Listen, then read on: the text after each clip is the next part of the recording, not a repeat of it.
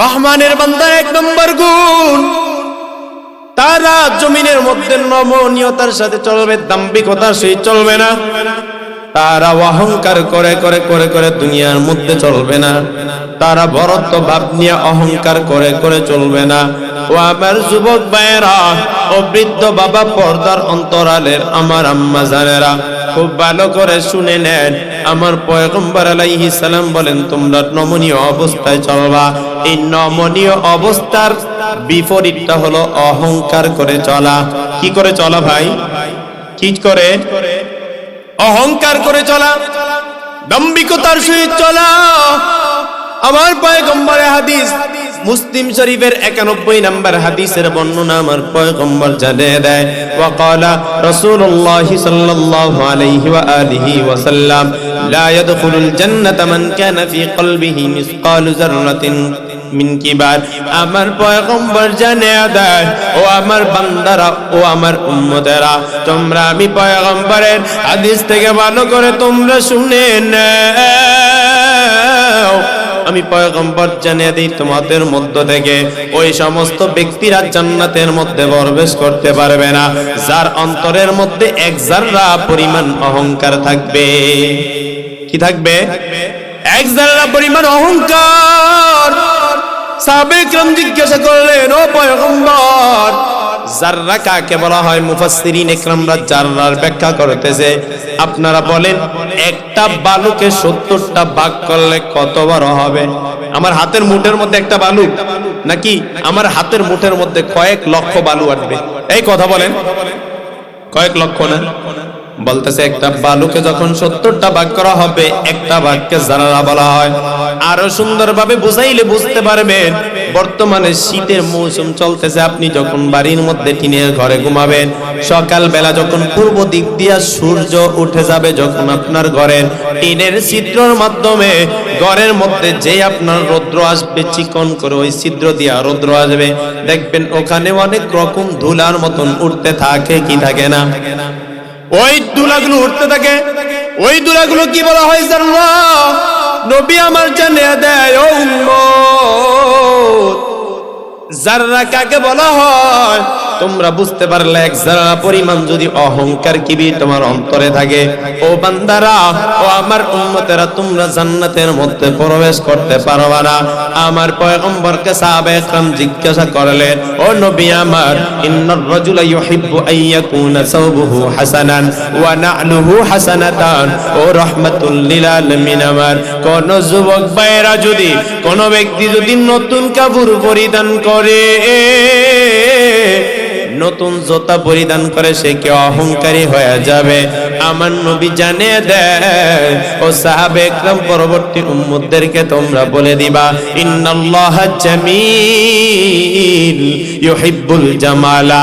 আমার আল্লাহ অনেক সুন্দর, আমার মালিক সৌন্দর্যতাকে পছন্দ করেন রে বান্দা। আমার আল্লাহ ডাক দিয়া বলতেছেন, ও বান্দা, আমি আল্লাহ পবিত্রতাকে পছন্দ করি।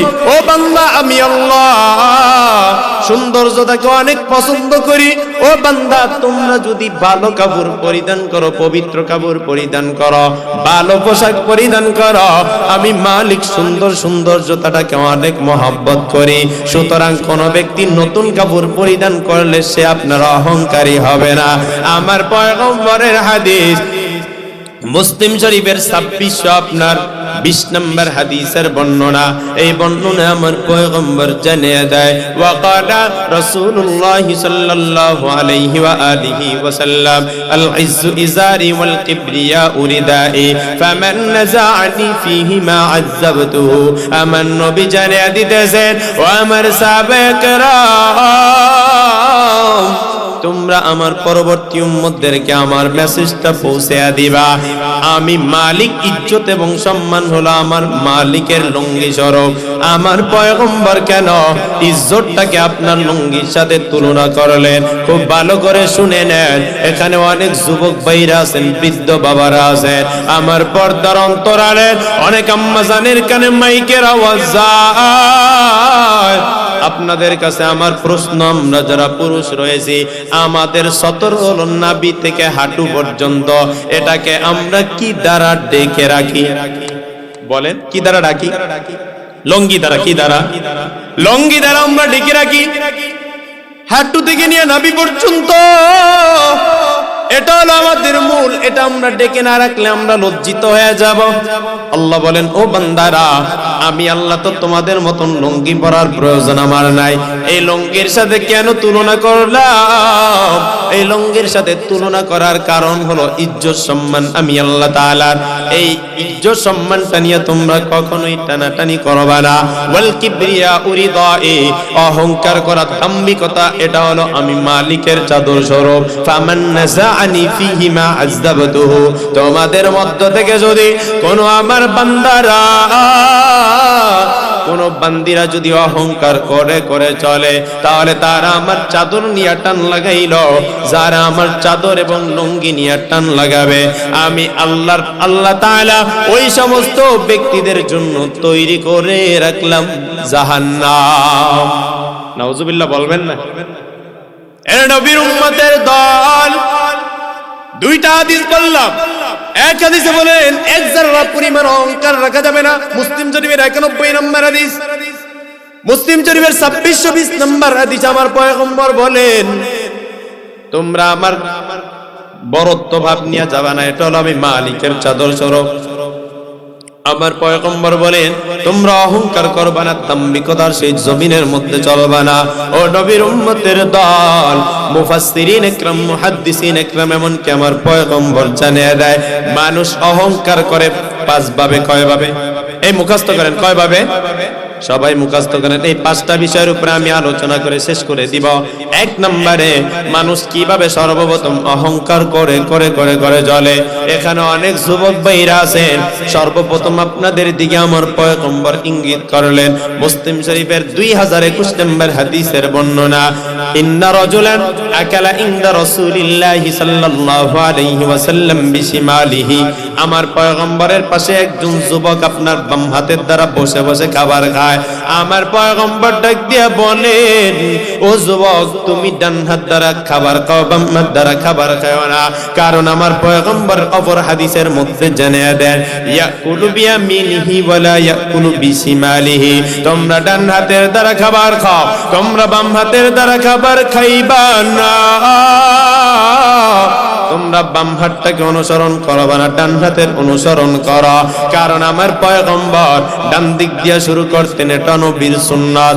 আমার পয়গম্বর বলেন ডান হাত দ্বারা খাবার খাওয়া অনেক সুন্নাত। কিন্তু বর্তমান জামানার অনেক যুবক, আমরা তো বাংলাদেশের বিভিন্ন জায়গা, রাজশাহী, কক্সবাজার, দিনাজপুর, ওই জায়গায় আপনার সিলেটের লাইনে, ব্রাহ্মণবাড়িয়ার মধ্যে, নরসিংদী, ঢাকা, বরিশাল, ভোলার মধ্যে, বাংলাদেশের বিভিন্ন জায়গায়, কুষ্টিয়ার মধ্যে অনেক জায়গায় প্রোগ্রামে বয়ান করার জন্য যাই রে ভাই। আমরা যখন গাড়ির মধ্যে দেয়া যায়, রাস্তার মধ্যে আমাদের গাড়িটা যখন বিভিন্ন হোটেলের সামনে, রেস্টুরেন্টের সামনে যখন ব্রেক করে দেয়, খাও খাও তোমরা 20 মিনিটের জন্য তোমরা ব্রেক করে নাও, খাবার দাবার খেয়ে নাও, তোমরা তোমাদের শরীরটার মধ্যে শক্তি আনার জন্য তোমরা এই হোটেলের মধ্যে প্রবেশ করো। আমরা যখন যাই, খাবার খাওয়ার সময় দেখি অনেক ডিজিটাল যুবক আছে যারা বাম হাতের দ্বারা চামচ দিয়া বসে বসে খাবার খায় কিনা দেখছেন আপনারা? আমি অনেক দেখেছি। আমি বাংলাদেশের বিভিন্ন অঞ্চলের মধ্যে বয়ানে যাই, শুধু বলাতে না, কুষ্টিয়া, কক্সবাজার, দিনাজপুর, বগুড়া, এই আসার সময়, আপনাদের এই মাহফিলে আসার সময়, বগুড়া থেকে সামনের মাসে 23 তারিখে একটা ডেট নিছি, বগুড়া শহর থেকে। তো যাওয়ার সময় যখন মাঝে মাঝে দেখি নূরজাহান হোটেল আছে কুমিল্লার মধ্যে, বিভিন্ন জায়গার মধ্যে বেড়ে করে, তখন আমাদের যুবক ভাইরা বাম হাত দ্বারা খাবার, আবার দেখি খাবার দাবার শেষ, যুবক বোন, যুবতী বোনেরা, যুবক ভাইয়েরা দেখি বাম হাত দ্বারা দাঁড়ায় দ্বারা কফি খায়। এটা কার স্টাইল? সবাই বলে কার স্টাইল? বলেন। তুমি নবীর উম্মত দাবি করো, সুন্নাহ মানো না, নবীর অপমানে তোমার হৃদয় কাঁদে না, ঠিক না? বলে তুমি নবীর উম্মত দাবি করো, সুন্নাহ মানো না, নবীর অপমানে তোমার হৃদয় কাঁদে না। তুমি বিজাতীয় সংস্কৃতিতে সুপেছো পরা, তুমি বিজাতীয় সংস্কৃতিতে সুপেছো পরা, তুমি কেমন মুসলমান, কেমন মুসলমান তুমি, কেমন মুসলমান, কেমন মুসলমান তুমি, কেমন মুসলমান। তুমি রমজান এলে রাখো না রোজা, দিন কি করো আগাম, পয়সা কড়ি নেই তো অভাব, দাও না তু যাকাত।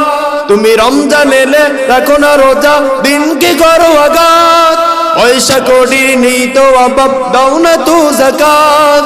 তুমি ইমানদারির বড়াই করো, নেই তোমার ইমান, আছে ইমান আমাদের?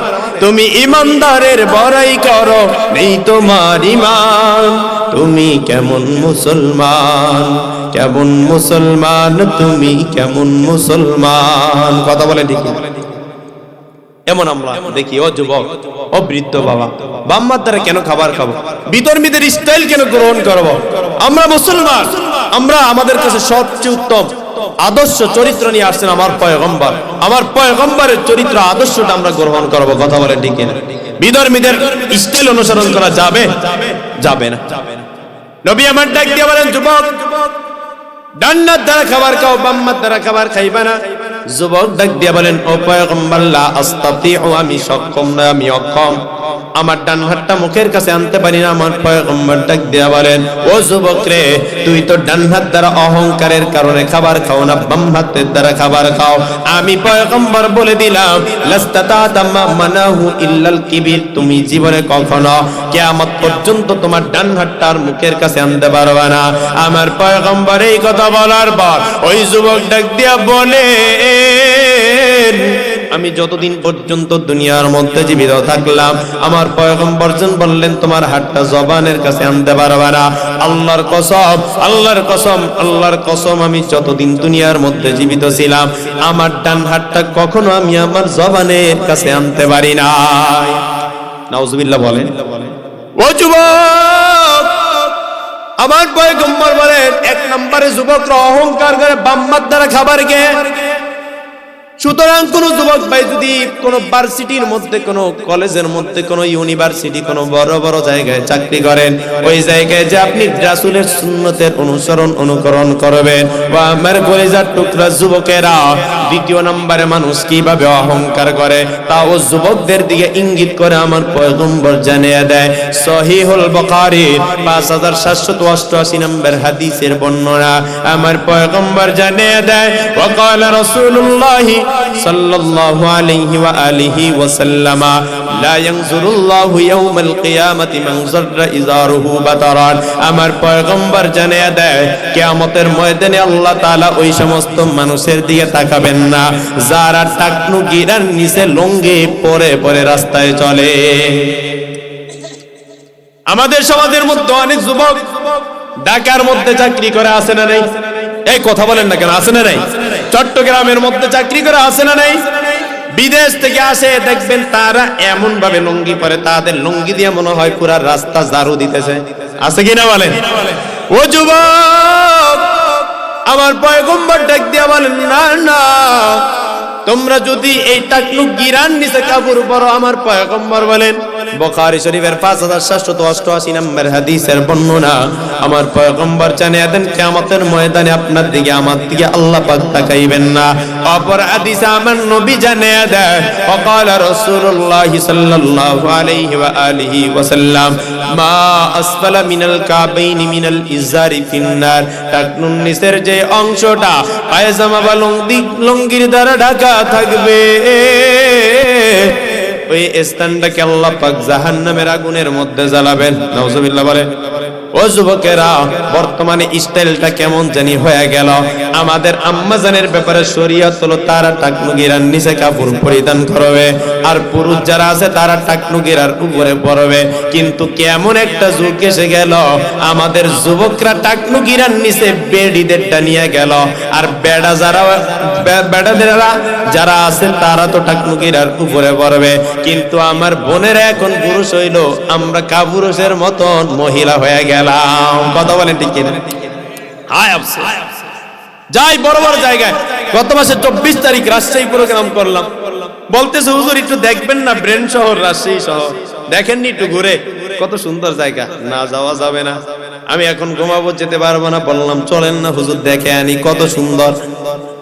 যাইলাম আইবার টিবাদে যাওয়ার পর ও আমার আম্মাজানেরা বোনেরা খুব ভালো করে শুনে নেন, আইবার টিবাদ করার পর গেলাম ভার্সিটির মধ্যে।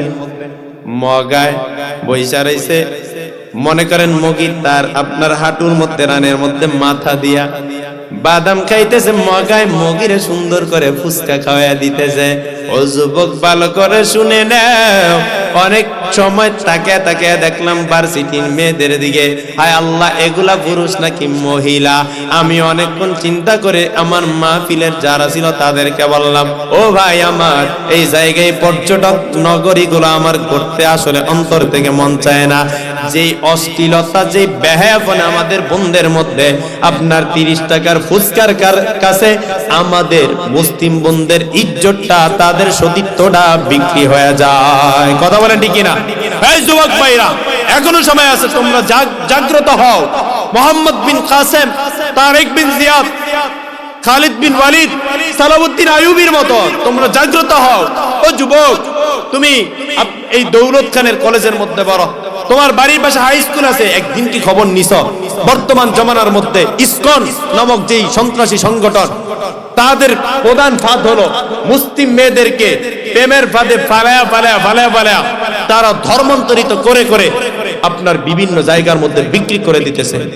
আপনারা আমার খবর আছে, আপনারা আমি তো এই স্মার্টফোনে গুণা নিয়ে ব্যস্ত। আজকে আপনার আমি এটা দিয়ে রাত্র 3টা পর্যন্ত বিভিন্ন মুভি দেখায় ব্যস্ত। আপনি আর আমি ব্রিজের উপর রাস্তার পাশে বসে পাবজি ফ্রি ফায়ার খেলা নিয়ে ব্যস্ত। আর আমার বন্ধুদের কি কলেজ ভার্সিটির মধ্যে হিন্দুরা বিভিন্ন ভাবে প্রেমের ফাঁদে ফালায় ধর্মান্তরিত করতেছে। কবে আপনার শরীরের রক্ত গরম হবে যুবক? আপনি বলবেন হুজুর এগুলা তো জানি না। জানবেন কেমনে? মোবাইল দিয়ে আকাম করেন, সঠিক কাজে ব্যয় করেন। বাগুয়া লাস্ট থেকে আজকে চার্জ দেন মোবাইলের মধ্যে, দেখেন কি আসে। আপনার বন্ধুদেরকে নিয়ে নাটোর রাজশাহী যাওয়ার আগে নাটোর জেলার বড়াই গ্রাম একটা থানা।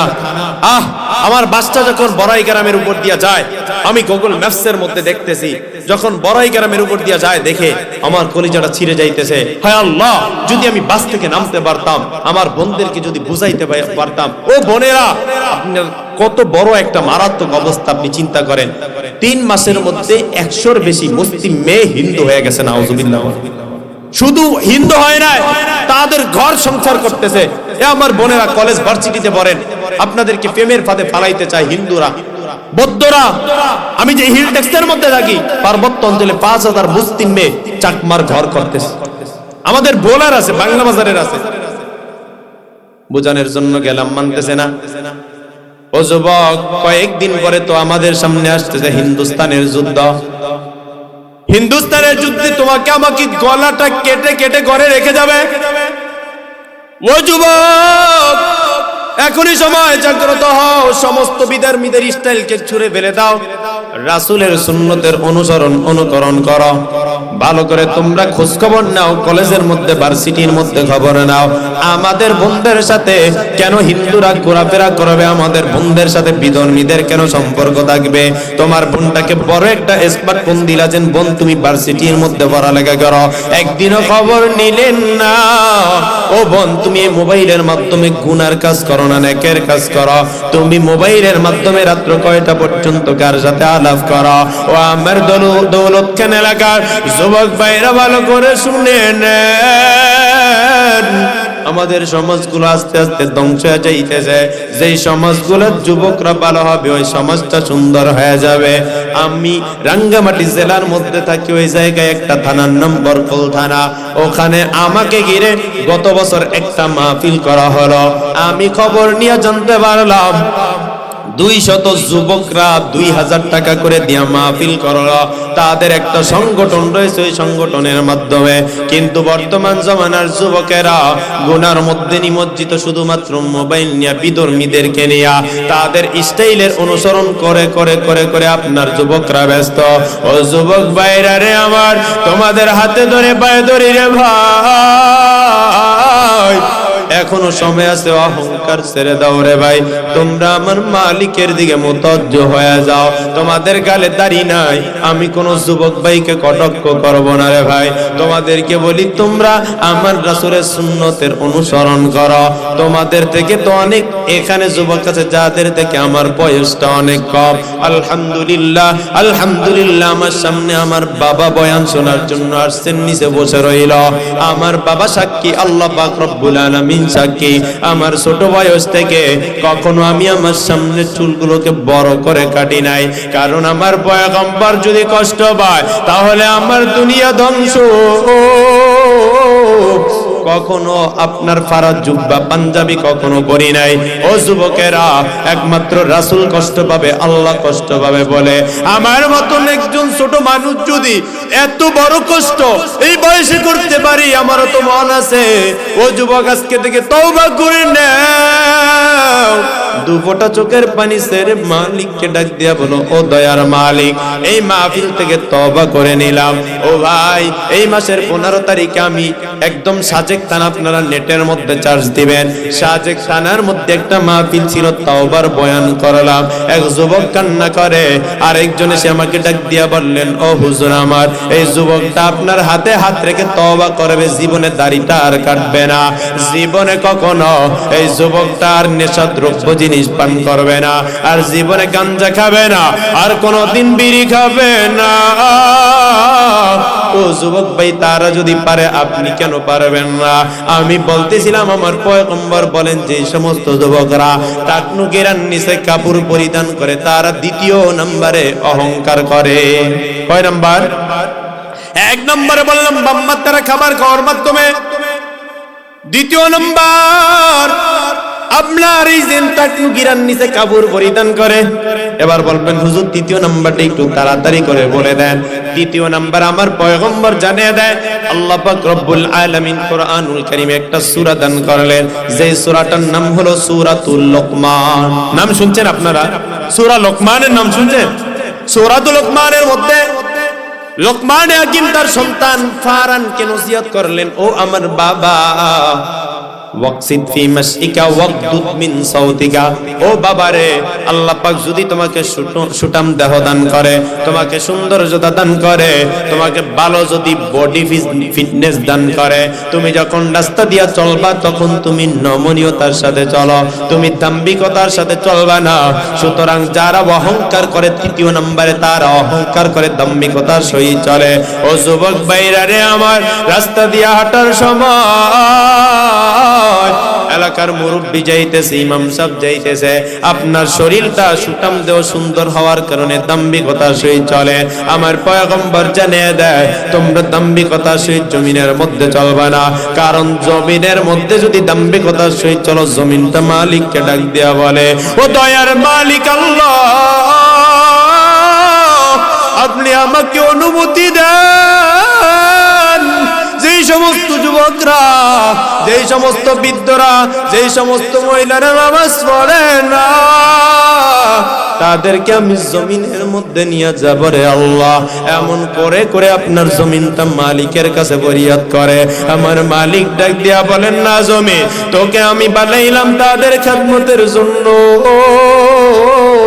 তুই খেদমত করবি, বনি আদমের সাথে বেয়াদবি করবি না। ও যুবক ভাইরা, তৃতীয় নম্বরে তাহলে অহংকার করে জমিনের মধ্যে দাম্ভিকতার সহিত চলে। চতুর্থ নাম্বার কিভাবে আপনার দাম্ভিকতার মানুষ, চতুর্থ নম্বরে কিভাবে আপনার অহংকার করে। সূরাতুল কসাসের মধ্যে আল্লাহ পাক রব্বুল আলামিন একজন বড় কাফেরের কথা আল্লাহ পাক উল্লেখ করলেন। ওই কারুনের না, ওই কাফেরটার নাম হলো আপনার কারুন। কারুনকে আল্লাহ পাক অনেক ধন সম্পদ দান করেছে। এই ধন সম্পদ কারুন পাওয়ার পর ধন সম্পদের কারণে অহংকার করেছে। আপনাদের আমাদের সমাজগুলোর মধ্যে যাদের টাকা পয়সা বেশি আছে, তাহারা অহংকার করে কিনা বলেন? করে কিনা? বাড়ি সারাসারির মাঝখানের রাস্তা। এখন বলবেন হুজুর বাড়াবাড়ি কি? মুসা আলাইহিস সালাতু ওয়াস সালামের উম্মতরা ছিল বনি ইসরাইল। এই বনি ইসরাইলরা আমার মালিকের সাথে অনেক রকমের ঘাটতারামি করত। তাদের সময়ে শরীয়তের আইনটি একটু বাড়াবাড়ি ছিল। কি বাড়াবাড়ি ছিল? খুব ভালো করে শুনেন। তাদের সম্পদের 4 ভাগের 1 ভাগ যাকাত দেওয়া লাগতো। তাদের শরীরের মধ্যে অথবা কাপড়ের মধ্যে যদি কোনো নাপাক লাগতো তাহলে শরীরটা কেটে ফেলা লাগতো, তাদের ওই জামাটা কেটে ফেলা লাগতো। তাদের স্ত্রীদের যদি মাসিক যে সমস্যা হয়, এই সমস্যা হলে তাদেরকে জঙ্গলায় রেখে আসা হতো, তাদেরকে সাথে নিয়ে এক জায়গায় ঘুমানো যেত না। আল্লাহ পাক তাদের উপর শরীয়তের আইনটাকে অনেক কড়াকড়ি করে দিলেন। এটাকে বলা হয় বাড়াবাড়ি। আর সারাসারি ছিল হযরতে ঈসা আলাইহিস সালামের জামানায়। তার জামানার মধ্যে তার উম্মতরা কোনো ধরনের যাকাত দেওয়া লাগতো না। হাতের মধ্যে শরীরের মধ্যে ময়লা লাগলে তা নিয়ে তার নামাজ আদায় করতো। স্ত্রীর যখন সমস্যা হতো তার সাথে তারা মিলিত হয়ে যাইত। আমার পয়গম্বর জানিয়ে দেয় বাড়াবাড়ি এবং সারাসারির মাঝখানের রাস্তাটা হলো ইহদিনাস সিরাতাল মুস্তাকিম, যেটা আমি তোমাদের জন্য নিয়ে আসলাম। সেটা আবার কেমন বলবেন? আমাদের সময় 40 টাকা আর 1 টাকা যাকাত দাও, 100 টাকা থেকে 2.5 টাকা তোমরা মালিকের রাস্তায় যাকাত দাও। শরীরের মধ্যে ময়লা লাগবে, কাটো লাগবে না, সাথে নিয়ে নামাজও পড়া লাগবে না। দৌত করো, তোমার শরীরটা কাপড়টা পরিষ্কার পরিচ্ছন্ন হয়ে যাবে, তোমার শরীরটা অনেক পরিষ্কার পরিচ্ছন্ন হয়ে যাবে। ও নবীর উম্মতের দল বলতেছেন এই বাড়াবাড়ির সারাসারির মাঝখানের রাস্তাটা হলো ইহদিনাস সিরাতাল মুস্তাকিম, যেটা আপনার আমার পয়গম্বর আমাদের জন্য নিয়ে আসলেন। বললেন এই কারুন কে আল্লাহ এত সম্পদ দান করেছেন। এই কারুন সম্পদ পাওয়ার পর অনেক অহংকার করেছে, অনেক দাম্ভিকতা দেখাইল। কেমন অহংকার! আল্লাহ তাকে কত সম্পদ দান করলেন। বলে কারুনের যে সম্পদের ঘর ছিল, এই ঘরের যে তালার চাবি ছিল, এই তালার চাবি বহন করত 70টা বড় বড় উট। কয়টা? 70টা। এবার বলবেন কারো জানা আছে 70টা? একটা উটে কতটুকু মাল বহন করতে পারে? কে বলতে পারবেন? জানা আছে কারো? আমি জানি, কিতাব পড়া থেকে নিয়ে বিভিন্ন রেসালার মধ্যে পাইলাম একটা উট আপনার 3 টন করে মাল পিঠের মধ্যে নিতে পারে। 27 মনে 1 টন হয়, 3 টন মাল একটা উট তার পিঠের মধ্যে নিতে পারে। 70টা উটে যদি 3 টন করে মাল নেয়, কত টন মাল হয়ে যাবে? আপনারা কি চিন্তা করেছেন 221 টন মাল আপনার বহন করতে পারতো শুধুমাত্র এগুলা চাবি? মুসা পয়গম্বর ডাক দিয়ে বললেন, ও কারুন, তুমি আমার মালিকের রাস্তায় তোমার সম্পদ থেকে যাকাত দাও। সাথে সাথে কারুনের মেজাজটা গরম হয়ে গেল। আমি যদি আমার সম্পদের 4 ভাগের 1 ভাগ যাকাত দিয়া দেই, তাহলে তো আমার সমস্ত সম্পদগুলো শেষই হয়ে যাবে। সুতরাং মুসাকে কিভাবে আমি আটকাবো এটা তো বুঝতে পারতেছি না। কারুন চিন্তা করলো কৌশলে আগানো যাবে না, অপকৌশল চালাতে হবে। কেমন অপকৌশল চালাবো? সাথে সাথে সে একজন মহিলাকে ঠিক করলো। তাফসীর ইবনে কাসিরের মধ্যে আল্লামা ইমাদউদ্দিন ইবনে কাসির বলেন, সে একজন মহিলাকে ঠিক করলো। ও নারী, মুসা পয়গম্বর যখন তার উম্মতের সামনে জনসমুদ্রের মধ্যে যখন বয়ান দিবে, তখন তুমি মুসার বিরুদ্ধে একটা জিনার অপবাদ লাগাইয়া দিবা। যখন জিনার অপবাদ লাগাইবা, সাথে সাথে জনগণ মুসাকে গণদোলাই দিয়া দিবে। যখন মুসা গণদোলাই খাবে, তার গ্রহণযোগ্যতা থাকবে না, আমার থেকে আর সম্পদ খুঁজতে পারবে না। সাথে সাথে মহিলাকে বড় ধরনের টাকার অফার দেওয়া হলো। মহিলা টাকার অফার পাওয়ার পরে আপনার ওই মুসা পয়গম্বর জনসমুদ্রে উম্মতের সামনে যখন বয়ান দিতেছিল, সাথে সাথে আপনার মহিলা ওই জনসমুদ্রের মধ্য থেকে দাঁড়িয়ে গেল। দাঁড়িয়ে ডাক দিয়া বলতেছে, এখন জবান দ্বারা বলবেন যে মুসা পয়গম্বর আমার সাথে জিনার কাজ করেছেন। আপনাদের সবার কাছে প্রশ্ন হলো, কথা বলার ক্ষমতা কে দেয়? এই সবাই বলেন না আল্লাহর নামটা। কথা বলার ক্ষমতা কে দেয়? কথা বলার ক্ষমতা দেয় আমার আল্লাহ। সাথে সাথে তার জবানটা বন্ধ করে দিলেন। আল্লাহ ডাক দিয়া বলেন, অপকৌশল করবা, তোমার জবান দ্বারা কথা বলতে দিবা না। সাথে সাথে জবানটা বন্ধ। মহিলা তওবা করে বসে গেলেন। ও দয়ার মালিক আল্লাহ, ইবনে কাসির তাফসীর ইবনে কাসিরের মধ্যে লিখেন, ও দয়ার মালিক আপনি মেহেরবানি করে আমার জবানটাকে খুলে দেন, আমি আর মুসা পয়গম্বরের বিরুদ্ধে অপবাদ দিব না। সাথে সাথে মহিলার জবানটা আবার আল্লাহ পাক খুলে দিলেন। মহিলা আবার তাকে দেখলো, কারণ তো আমাকে অনেক ধন সম্পদ দান করবে। আবার লোভের দিকে পড়ে যা আবার দ্বিতীয়বার দাঁড়াইলো। দ্বিতীয়বার আমার মালিক তার জবানটা বন্ধ করে দিল। মহিলা আবার তওবা করে করে করে করে বসে গেল।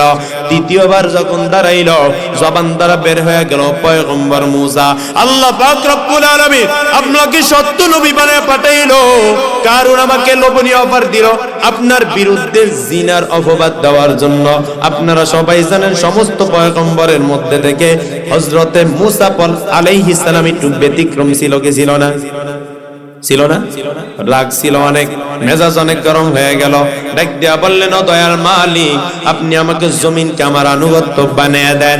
আল্লাহ পাক রব্বুল আলামিনের পয়গম্বর বলেন, লিকুল্লি নাবিয়্যিন মুস্তাজাবাতুন দাওয়াতুন, সমস্ত নবীরা মুস্তাজাবুদ দাওয়া। মুস্তাজাবুদ দাওয়া কাকে বলা হয়? বলে মুস্তাজাবুদ দাওয়া বলা হয় যারা দোয়া করবে সাথে সাথে কবুল হয়ে যাবে। হযরতে মুসা পয়গম্বরকে আল্লাহ ডাক দিয়া বললেন, ও নবী মুসা আমি আল্লাহ জমিনটা আপনার আনুগত্য বানিয়ে দিলাম। মুসা পয়গম্বর ডাক দিয়া বলল, ও জমিন কারুনকে ধর। সাথে সাথে কারুনের আপনার টাকনুগিরা পর্যন্ত জমিন ধরে ফেলল।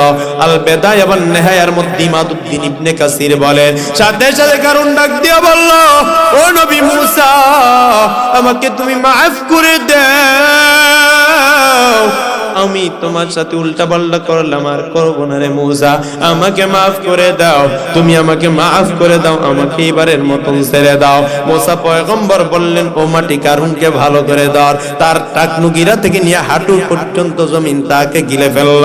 আবার কাকুতি মিনতি করে ডাক দিয়া বললেন, ও মুসা তুমি এইবারের জন্য আমাকে একটু ক্ষমা করে দাও রে মুসা।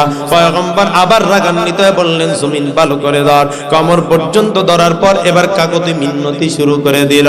ডাক দিয়া বলল, মুসা তোমার মালিকের উপর ঈমান আনয়ন করব, তোমার উপর ঈমান আনয়ন করব, এবারের জন্য আমাকে ছেড়ে দাও। মুসা পয়গম্বরের মনটা একটু নরম হইল না। মুফাসসিরিন একরামরা ডাক দিয়া বলেন, আমার আল্লাহ ওই সময় তার রহমতের নজর দিয়া তাকে রইল।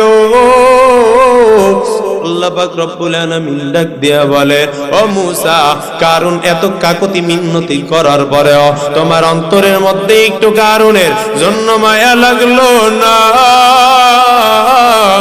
এই কারণ যদি তার এই জবানের দ্বারা যতবার তোমাকে ডাক দিয়া বলল, ও মুসা তুমি আমাকে মাটি থেকে বাঁচিয়ে নাও, তোমার অন্তরের মধ্যে একটু মায়া লাগলো না। ও মুসা যদি কারণ একবার ডাক দিয়া বলতো, ও দয়ার মালিক আল্লাহ আপনি আমাকে বাঁচান, আমি আল্লাহ তাআলা তাকে জমিন থেকে উঠিয়ে ফেলাইতাম। আমার এত মায়া, কারণকে মুসা তুমি বানাও নাই, কারণকে বানানে ওয়ালা হইলাম আমি দয়ার মালিক আল্লাহ। কারণকে এত সম্পদ দেওয়ার মালিক আমি আল্লাহ, কারণকে এত খাদ্য খোরাক দেওয়ার মালিক আমি আল্লাহ। ও মুসা রে তোমার একবারও মায়া লাগলো না, কারণ আমার দিকে তাকে একবারও বললো না আল্লাহ তুমি বাঁচায় নাও, তাহলে আমি আল্লাহ তাকে জমিন থেকে উঠে বাঁচায় ফেলাইতাম। ও নবীর উম্মতেরা এই কারণ অহংকার করলো সম্পদের কারণে, সম্পদের কারণে অহংকার করার কারণে কারণকে আল্লাহ জমিনের মধ্যে দশায়া দিলেন। বলতেছে কিয়ামত পর্যন্ত কারণ তার সম্পদ নিয়ে জমিনের নিচে যেতেই থাকবে, যেতেই থাকবে।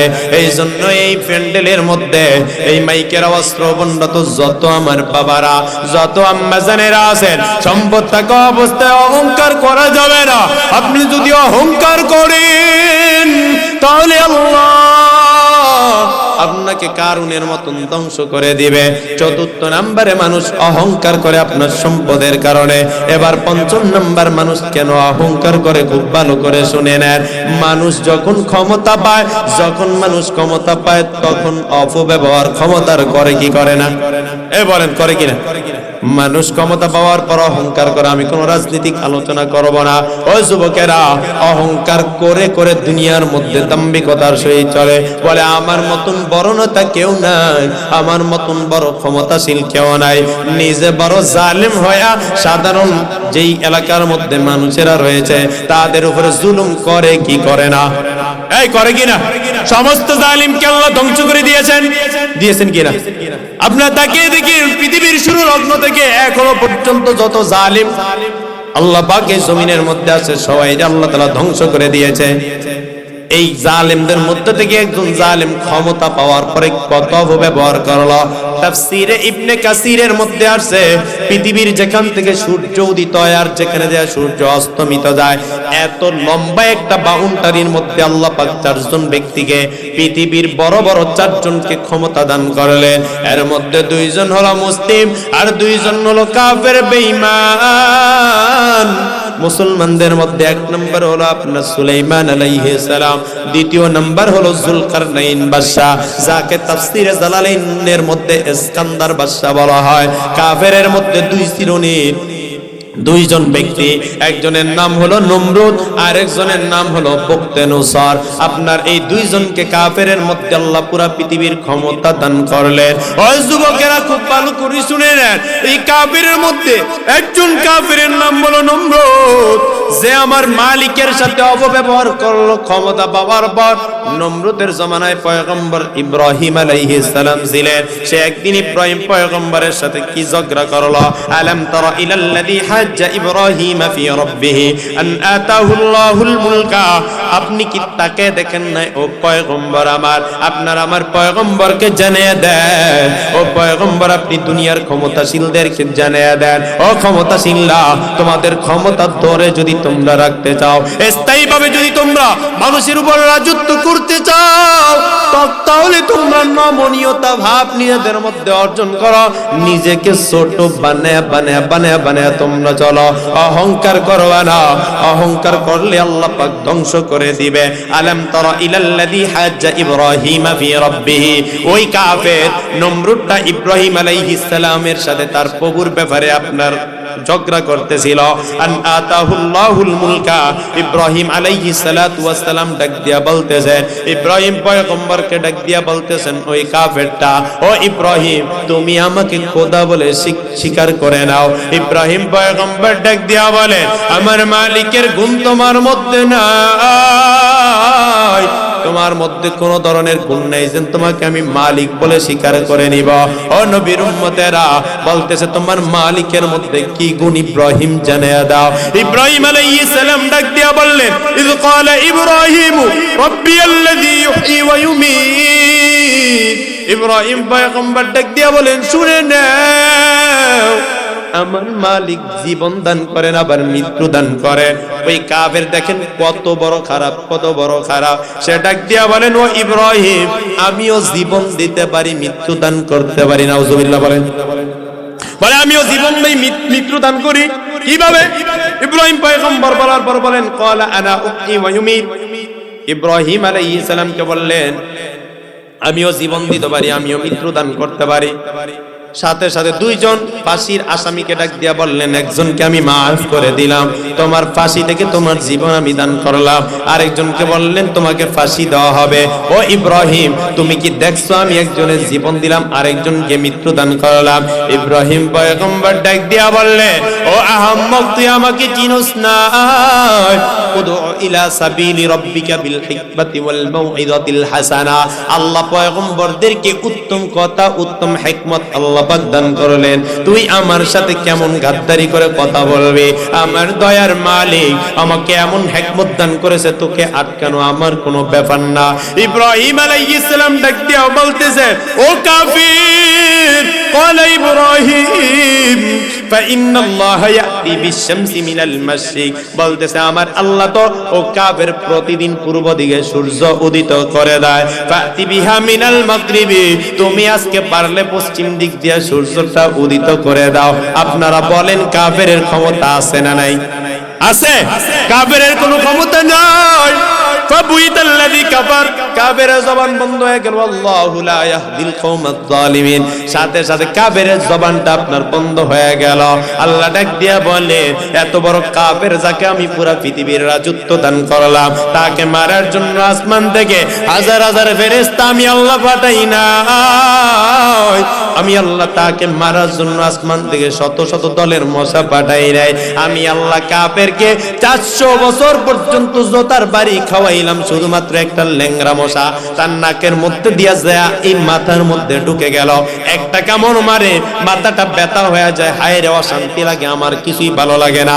এত বড় রাজদরবার আমার ভালো লাগে না, এত বড় বাদশাহী আমার ভালো লাগে না। আল্লাহ ডাক দিয়া বলে, ও দুনিয়ার জালেমেরা, তোমরা যদি জুলুম করো, আমি আল্লাহ তাআলা ল্যাংড়া মশার থেকে ছোট জিনিস দিয়া তোদেরকে আমি আল্লাহ জমিনের মধ্যে ওই কাফেরের মতন মিশিয়ে দিব। ঠিক কিনা বলে? পারে কিনা আল্লাহ? ওই কাফেরকে আল্লাহ তাআলা 400 বছর পর্যন্ত এই নমরুদ দেয় মাথার মধ্যে মাছ আপনার মশা ল্যাংড়া মশা দেয়, একটা কামড় দেয়, ইস খারাপ লাগতেছে, আর ভালো লাগতেছে, অনেক কষ্ট লাগতেছে, কোন জিনিসের মধ্যে শান্তি নাই। ডাক্তার ডেকে আনো, তোমরা বিভিন্ন জিনিস ডেকে আনো, বৈদ্য ডেকে আনো, কবিরাজ ডেকে আনো, কেউ তাকে সুস্থ করতে পারতেছে না। হঠাৎ করে আপনার এই কাফেরটা দেখলো যে হঠাৎ জোতা দিয়া বাড়ি দিল, আয়রে জোতা দিয়া বাড়ি দিলাম, মাথাটা তো অনেক আমার ঠান্ডা হয়ে গেল। খাদেম নিযুক্ত করা হলো, খাদেম জোতা দিয়ে আমার মাথার মধ্যে বাড়ি দেয়। আল্লাহ দেখিয়ে দিলেন, পরবর্তী জেনারেশনের যত মানুষ আসবে তারা এখান থেকে দেখে নিবে আল্লাহ যদি পুরা পৃথিবীর রাজত্ব দানকারী ব্যক্তিকে জোতার বাড়ি খাওয়াইতে পারে, আপনার আমার মতন ক্ষমতাশীলকে আল্লাহকে জোতার বাড়ি খাওয়াইতে পারে কি পারে না? পারে কিনা বলে?